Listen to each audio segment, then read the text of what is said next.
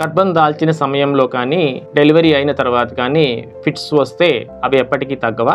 ఈ వీడియోలో వాటి గురించి డిస్కస్ చేద్దాం. నేను మీ Nallabothu Sarathchandra Kumar, senior neurologist in Guntur, Chandra hospital. యూజువల్గా మనం డెలివరీ అప్పుడు కానీ, డెలివరీ ముందు కానీ, డెలివరీ తర్వాత కానీ చాలా మంది గర్భిణీ స్త్రీలలో చాలా కామన్గా ఫిట్స్ చూస్తూ ఉంటాము. ఇది యూజువల్గా 2-3 రకాలుగా వస్తుంది. ఫస్ట్ వన్ వచ్చేసి ప్రీ ఎక్లాంప్సియా, అంటే గర్భిణీ స్త్రీలలో బీపీ ఎక్కువగా ఉండటం వల్ల డెలివరీ టైంలో ఫిట్స్ వచ్చే ప్రమాదం ఉంటుంది. దానిని సరైన టైంలో గమనించి కొన్ని మందులతోటి చాలా మంది గైనకాలజిస్టులు ఈజీగా ట్రీట్ చేసేస్తారు.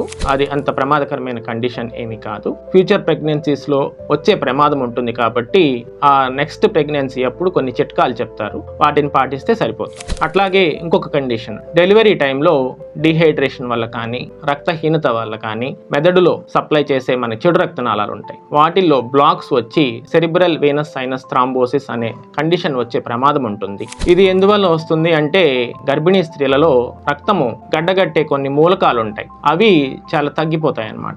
అందువల్ల రక్తము గడ్డగట్టే ప్రమాదం ఎక్కువగా ఉంటుంది వాళ్ళకి. అందువల్ల ఈ సెరిబ్రల్ వీనస్ సైనస్ థ్రాంబోసిస్ వచ్చి ఫిట్స్ వచ్చే ప్రమాదం ఉంటుంది. ఇది కూడా యూజువల్గా డెలివరీ తర్వాత వస్తుంది, అంటే పోస్ట్ పార్టమ్ స్టేట్ అంటాము. గర్భిణి డెలివరీ అయ్యాక 6 వారాల లోపు వచ్చే ప్రమాదం. అందువల్ల సరైన టైంలో ఈ ఫిట్స్ వచ్చిన వాళ్ళు హాస్పిటల్కి వెళ్ళి న్యూరాలజిస్ట్ని కలిసి సరైన వైద్యం తీసుకుంటే ఫ్యూచర్లో ప్రమాదం లేకుండా ఉంటుంది. అందువల్ల ఈ గర్భిణీ స్త్రీలలో వచ్చే ఫిట్స్ గురించి ఎక్కువ ఆందోళన చెందాల్సిన అవసరం లేదు. ఈ వీడియోని మీ ఫ్యామిలీలో కానీ, ఫ్రెండ్స్లో కానీ ఉన్న గర్భిణీ స్త్రీలకు కానీ షేర్ చేయండి. Thank you.